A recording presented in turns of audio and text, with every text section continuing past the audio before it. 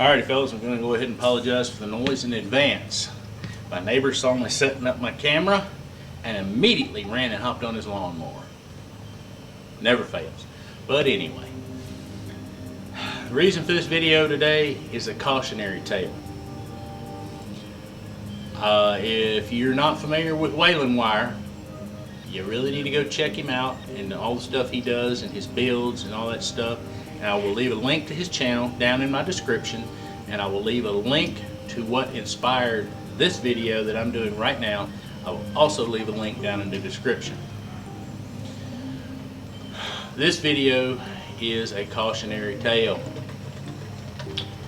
to protect our classics and our hot rods and our most prized vehicles, should you say.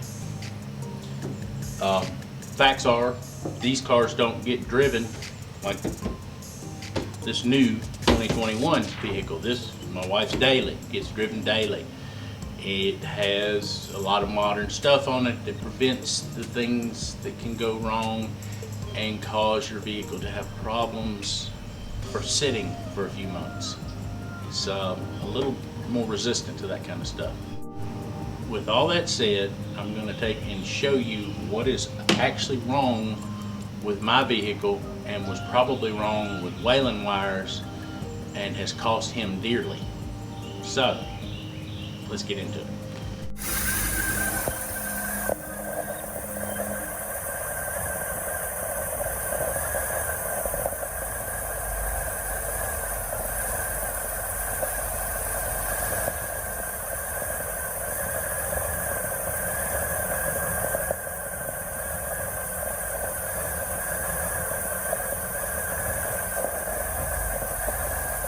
Alright, so I knew about this problem I was having last year. I had the vehicle sitting and it was idling in the driveway, and I noticed that there was a little spot up under it. I had just pulled up, had to hop out and move another vehicle, and then I came back by and I saw a spot underneath it.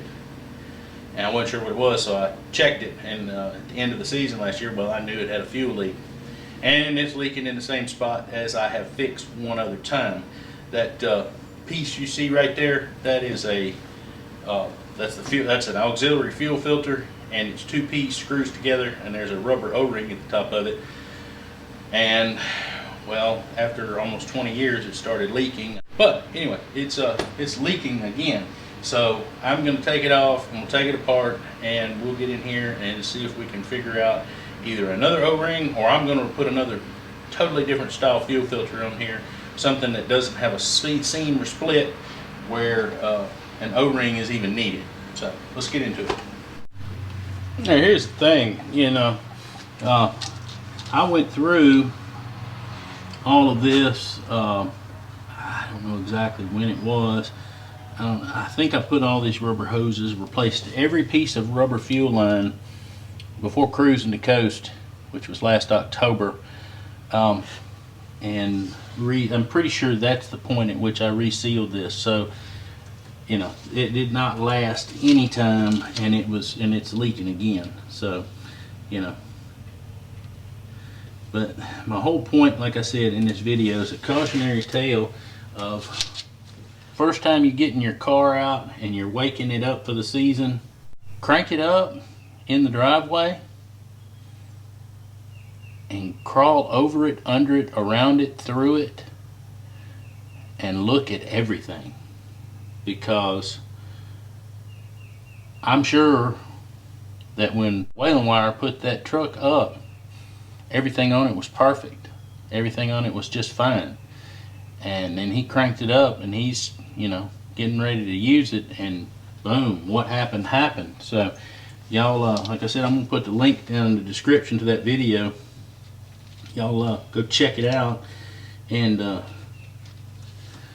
you know, don't let Ken's bad luck go for nothing. Use it as a learning experience, and I think Ken would probably agree with this, that yeah, you really need to use it for a learning experience and not let it happen to you. So let's, you know, this is a, you know, and in the whole scheme of life, it's a 10-cent part that's, you know, could cost you thousands. So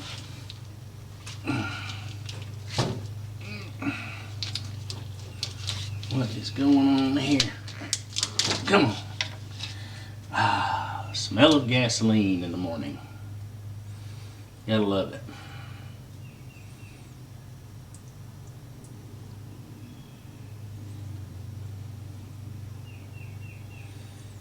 Alright, well, let's get where we can take this apart. I thought it would come apart pretty easy, but it's not. Alright, I got us moved over here where I can chuck this baby up in the vise. See if I can get it apart and I'll show it to you. I don't want to get too carried away. It's just pot metal.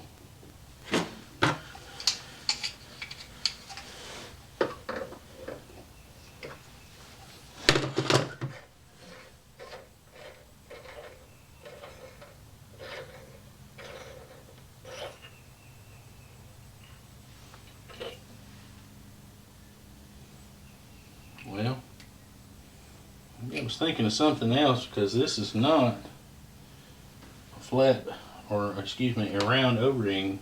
This is a rubber washer that's in here.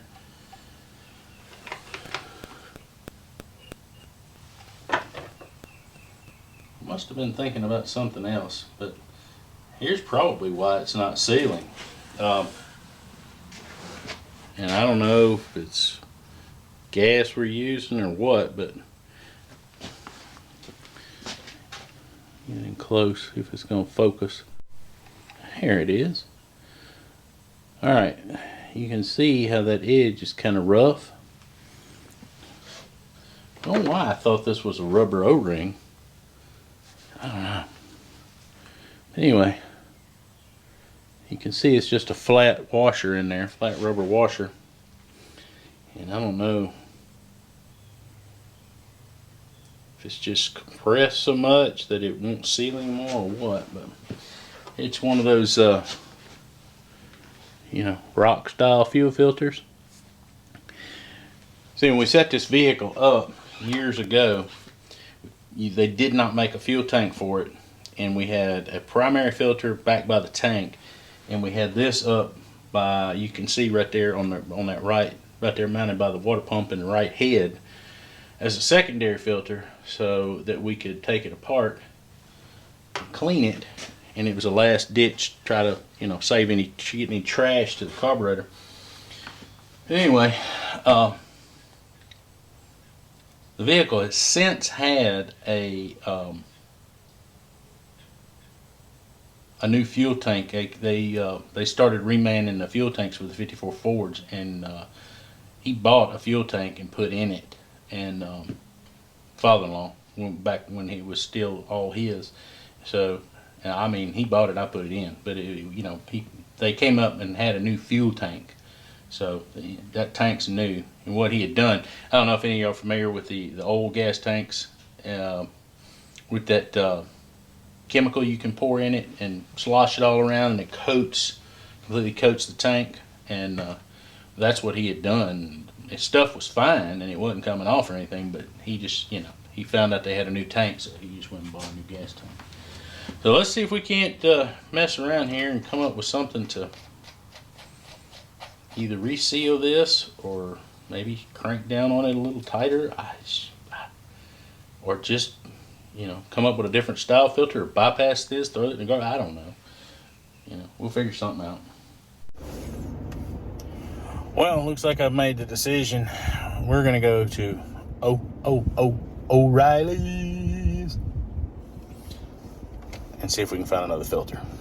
Alright, well, we went to the O'Reilly's and we went over to the hot rod section.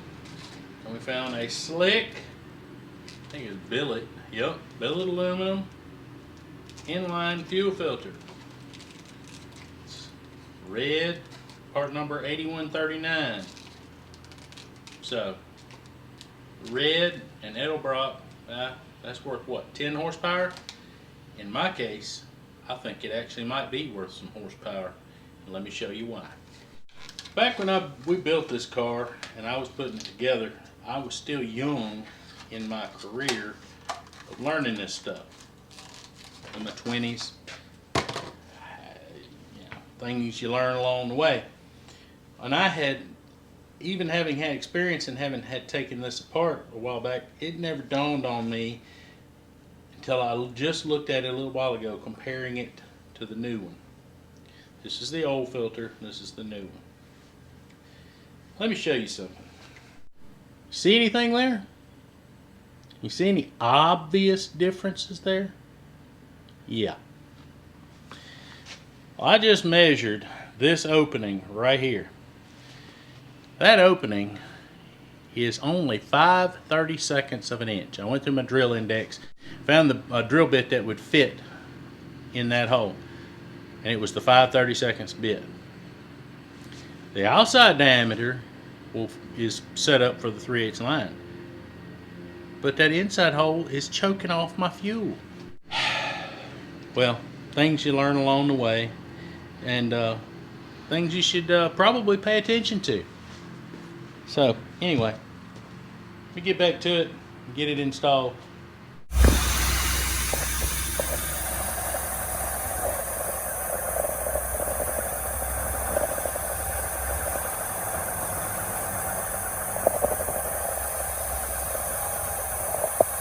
Well, there you go.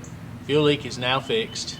I'm going to take my own advice here in the very near future, and I'm going to go over the car bumper to bumper and side to side and just make sure that everything is like it's supposed to be.